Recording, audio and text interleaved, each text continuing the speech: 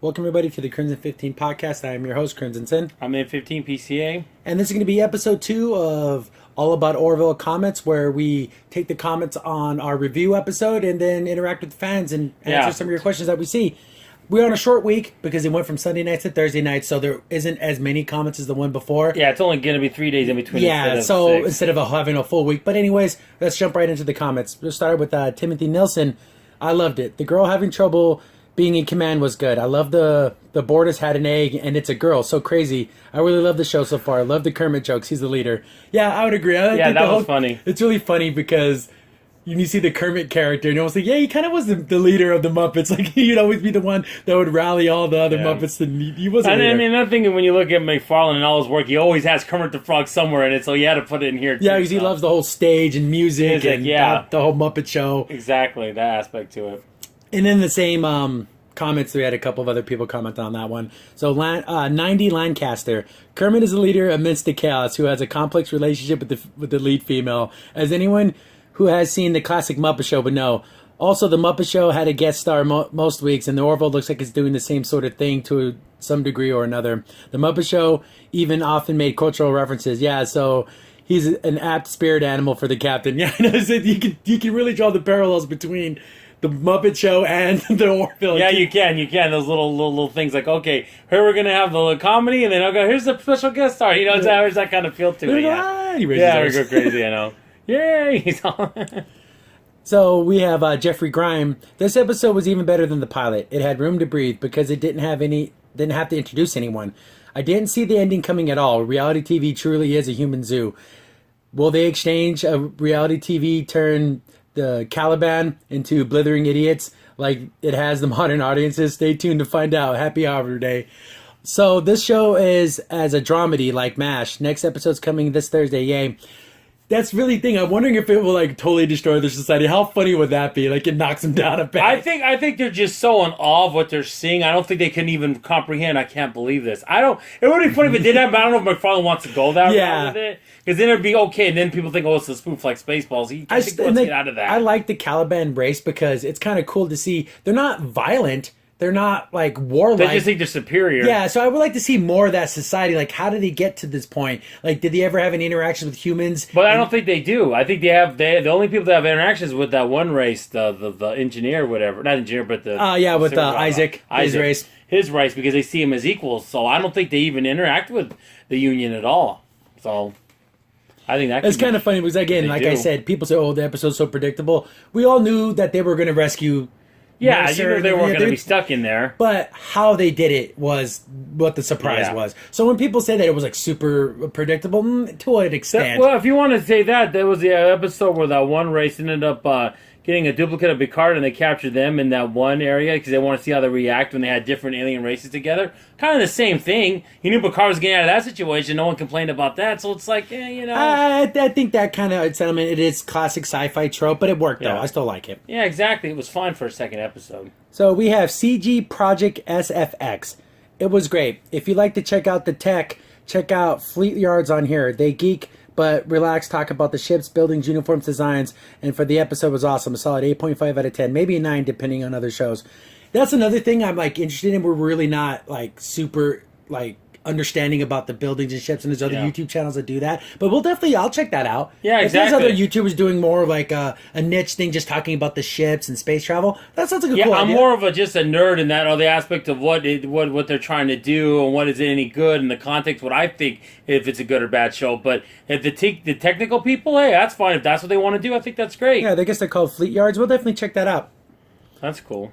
Wilford, we'd like to have a whole new show to talk about now, sci-fi show. Wilford Hancock says, I watched episode 2 and loved it. I know this science fiction, but this episode reminded me of actual life. I served in the U.S. Armed Forces, Army, and remembered a lieutenant on his first command in my platoon. He was very green. He went on a training mission. He was not comfortable giving orders. Well, needless to say, he didn't follow the advice some of us gave because he went by the book and we died, so to speak. Because I'm assuming it was a training mission, so they didn't really die. He realized that the book is a guideline and not to be followed religiously. The girl having trouble reminded me of that lieutenant, and He did ask for advice from us and got better, just as the girl did at the end. Great episode, great story, very human in my opinion. All hail Kermit the Frog, the inspirational leader. So, yeah, like that was a very kind of real sci-fi, like when we were talking about it, someone taking up the chair for the first time. Knowing that they have the responsibility, but not necessarily not being ready for it. And that was cool to kind of see her go the ups and downs where when she was giving orders, she was kind of shy, then she kind of was a little too rough. And then she had to realize there's that balance, that ebb and flow between telling people what to do and taking advice of your other officers. But at the end, the decision's yours. But you got to at least take in all the opinions. Just don't go with the first impulse of what you think you should do. That was a great comment. We got Yeah, thank you for serving, by the way. Yeah, thank you for your service. That's always, we love our servicemen. You go out there, you defend us, and protect this country so we can enjoy television shows and things like all this. servicemen and women. Yep, we definitely do. We got Jeremy Petit, 10 Ford, Gunny, just throwing it out there. Yeah, we just said like cafeteria. Yeah, and I guess it would be a 10 Ford. Thanks for letting us know that. It just wasn't coming to mind. Yeah, exactly. I mean, yeah, this is what we're just coming up with different names. But yeah, it is basically the Enterprise's 10 Ford. So we got, again, I apologize if I pronounce your usernames wrong, but Xander Antrax? I think they got the information for the zoo cage the design from the scan the fake ship did. They did a simple check of the personnel files. And I thought about that, but how else would they have gotten, like, his parents, like the whole thing about his colon and all that? I'm going to tell you how advanced their race is to be able to get it down to that detail, and how the feelings he would feel once they said that to make it seem so authentic. And this little thread went on for a while because I brought that up, and he's like, I guess it also scanned their brains. So between the time of that scan and the first contact, they constructed a hologram that was just like his parents, and it was able to interact with him. That's a pretty advanced race. I guess they must be way up there. And they found, the captain and his XO know each other. That makes it even better. We'll get the 2-for-1 now. So I guess Chris McKay in this same thread said they are technically advanced. Why assume it was the computer files they scanned and not the memories directly of their quote-unquote prey? If the scans were of the people and not the inferior technology, they would have missed the reality TV files they've gotten from the apartment down perfect to Ed. Remember, because Ed doesn't remember it isn't required in the apartment. That does make sense. Maybe they just scanned them and not any of the files. So they must have known ahead of time. Yeah. So maybe it was like whoever the captain is of the ship, we're going to scan him and then we'll just create this world right then and there. Yeah. That's crazy. That's super crazy advanced. But you know what? The way that they're building up this Caliban race, they really are that advanced. Yeah, but just how they're dismissive of any other. My goodness, like they may think like, what am I going to talk to her for? She's your pet. Like I think I'm a pet. I'm a sentient being, but thank you. I think that's terrible. So our next comment from Celophanity Frog. I thought episode 2 was excellent, even better than the first. I hope we go back to the Caliban homeworld in the future episode and show that reality TV has destroyed their entire society. The way the book on mobs in the 20s destroyed the society and the planet in TOS episode, A Piece of the Action. I can see great potential for the show. I hope it gets a chance to grow. I can see more and more alumni wanting to be guests on the show, the more successful it is. So by the 5th season, we may see like a Whoopi Goldberg, Kate Milling-New, Marina Sirtis, Brett Spiner, LeVar Burton, etc. They would be awesome. This is a show CBS could have had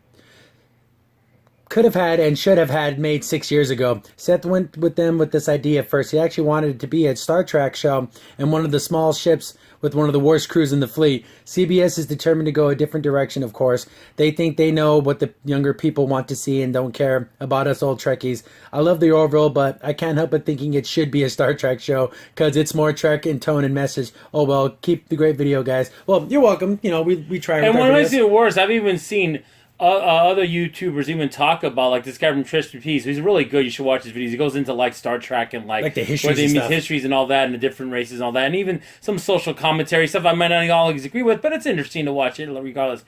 But he brings up a good point where he's talking about like they wanted to even think about doing Star Trek comedy. They even said in future shows, but here's MacFarlane, who's really good at comedy. You want to use him? And they were even thinking about doing that. It's like, that's ridiculous. And he already has a fan base and a following. Exactly. And again, it'd been funny to have the worst ship in Starfleet, which is basically what kind of like the Orville is. Yeah. Like it gets it done in the end, but they do it in a kind of a way that's not exactly up to what they would want. It's not so bad that they need to be kicked out, but they're just hanging on the threads of just being okay. But yeah, the second episode, it just really feels like this is more for the real Star Trek fans, and they're speaking right here, saying so.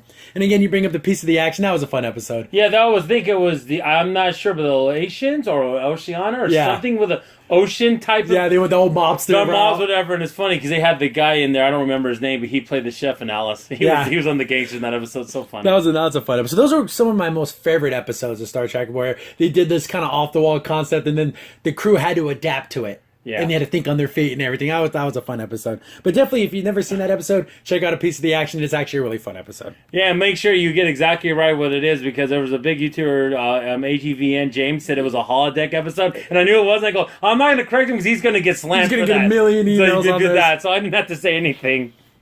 So, with the good, there's also the bad. And we seem to get one of these every once in a while. But Wanderford Flake AT, I believe I'm saying that right. What the hell? This show sucks. Only idiots can think this is good. I could not laugh at any of these so-called jokes, and I love Star Trek. Well, we can't really conversate with you if you don't actually bring up points. You say you didn't like the comedy, but comedy's subjective. Comedy's like music. What one person finds funny, another person's not going to find funny. So if you didn't like the humor and it's not hitting it with you, that's kind of okay, because there's not that much humor. It's not a comedy stories. show. There's a lot of good stories in but there, too. You don't have to like what we like, and let us know if you don't like things, and that's perfectly fine. But the thing is, you don't give any specifics, so we can only go on a general assumption. Yeah, we can't really have a back and forth if all you say is it sucks and you're an idiot. Well, okay, I'm sorry. Yeah. I'm sorry I'm an idiot to you, but I guess I am. And, Xander Sandman says, you got wood. But there you go. That was from the first episode. Yep. It was a short week, so we didn't have as many comments. I'm sure if we would let this go for a little bit while more, there would be more.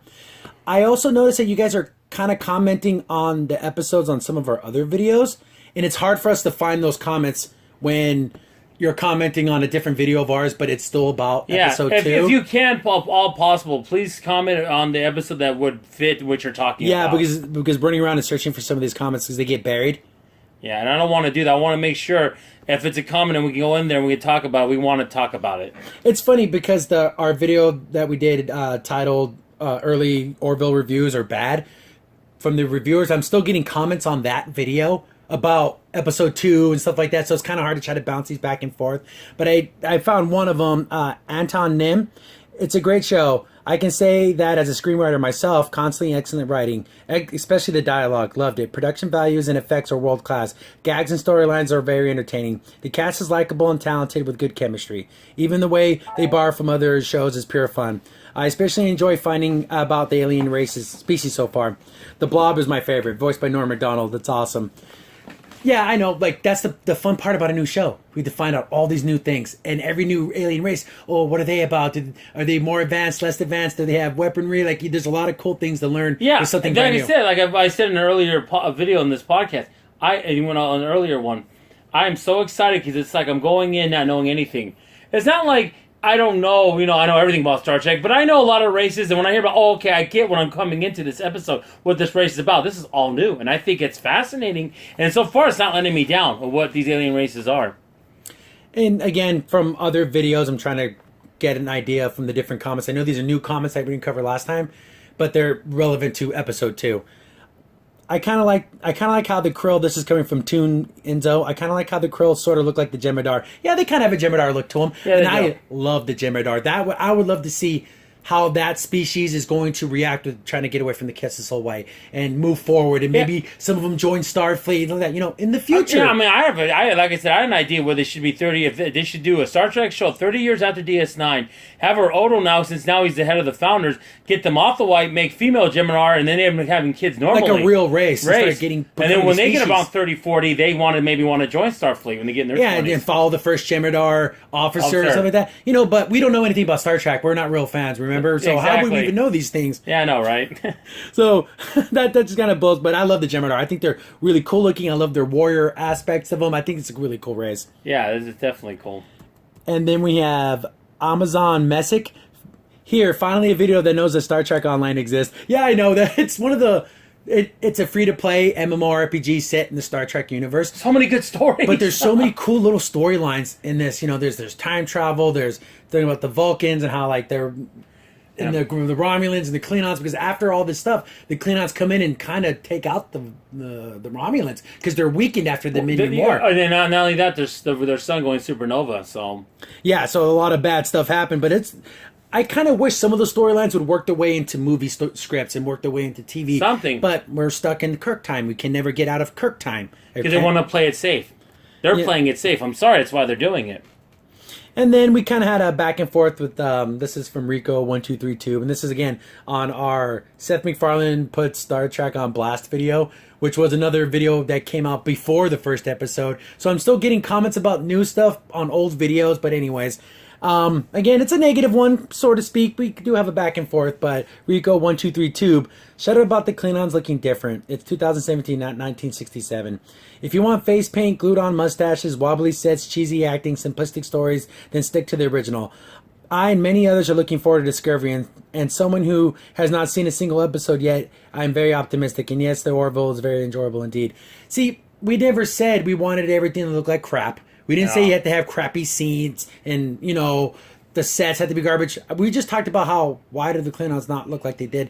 You're tied to the canon of the past when you go to the past. Yeah, we were talking about this earlier. I was talking this with Crimson. I said, the problem is, guys, the reason why I work Next Generation is that was the future. Oh, something happened. What happened? Why do the Klingons look like this now? That makes sense. But how can there be a different Klingon that we never heard about back in Kirk's time or pre-Kirk's time? That's just weird. They're doing a lot of shooting from the hip with Discovery. Yeah. Oh, Spock had a sister. Oh, she was the first captain. Oh, there was all these other Klingons we never knew about. Oh, and they keep bringing up kind of all these weird little things that you think we might have heard about during all of this stuff. It just happened with no one noticing. It almost seems like it's kind of tarnishing the legacy of Spock. That's how I feel about it, personally, doing that. And again, we got some more people jumping in.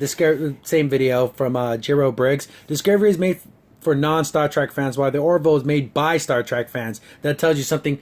That goes to show you there's people on Discovery, I don't really think they knew or cared that much about the canon of Star Trek. They wanted to tell their story, canon be damned. Yeah. And they're going to fit it in however they're going to fit it in.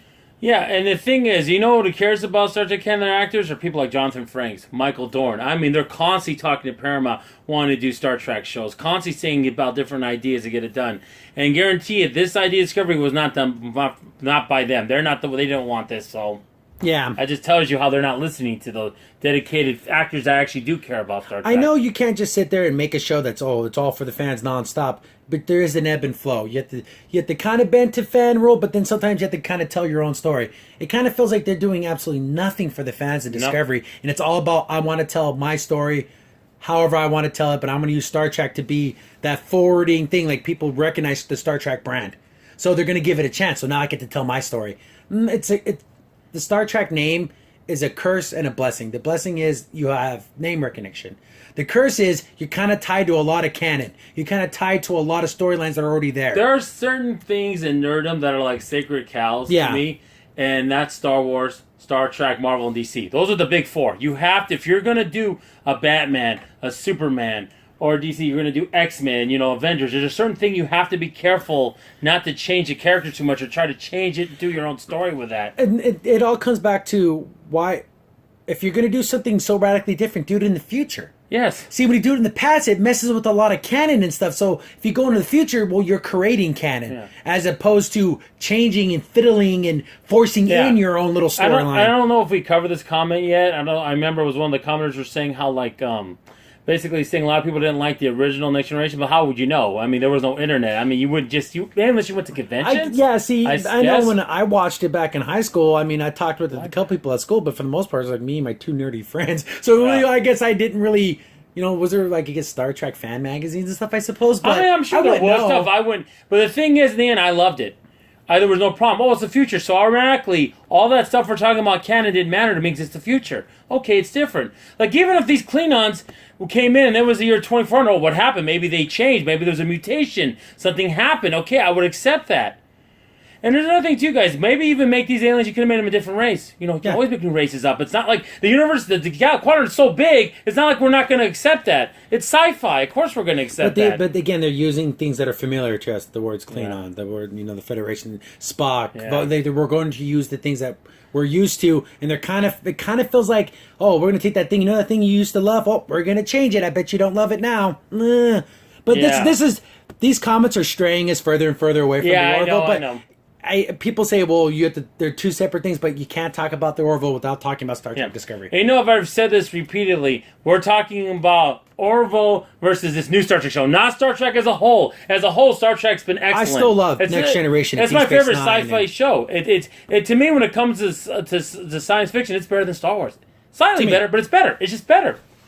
But lately, this stuff, it's not looking good. But in this new show, so on the short week, that kind of wraps it up, and some of these comments kind of started taking us away from the Orville. Yeah. So we're gonna end it here without diving too deep into. Yeah, I know. I didn't mean to do that, but I just wanted. That's where the comments led us. Yeah, so we're not going to feel like we're ignoring negativity or even criticism of us on the show.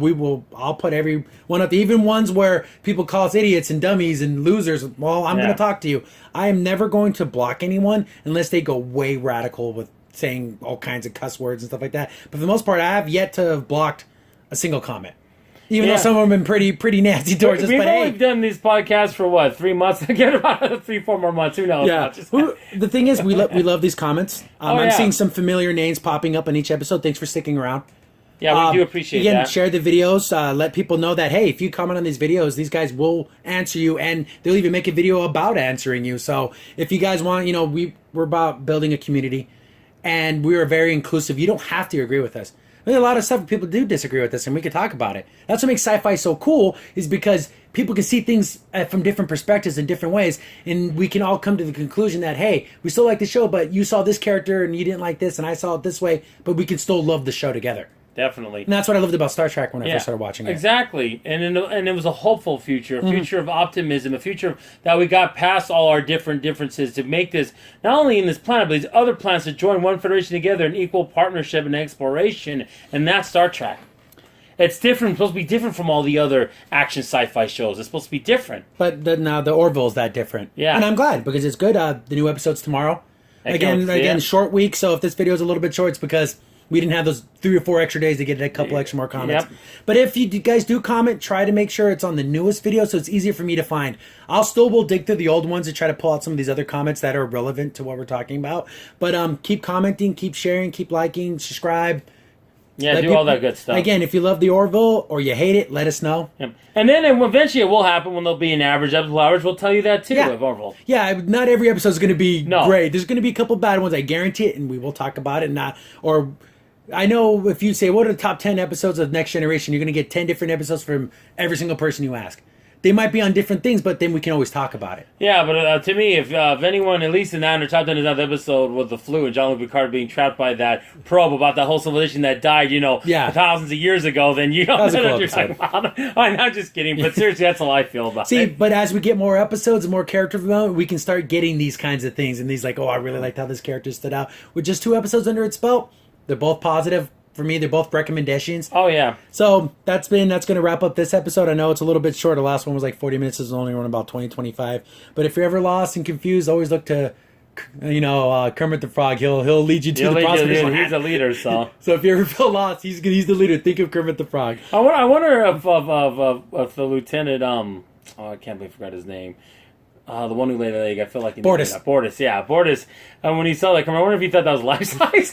Yeah, that was always a funny one. What is this thing? Yeah, that's funny. But again, that whole thing with him having a female...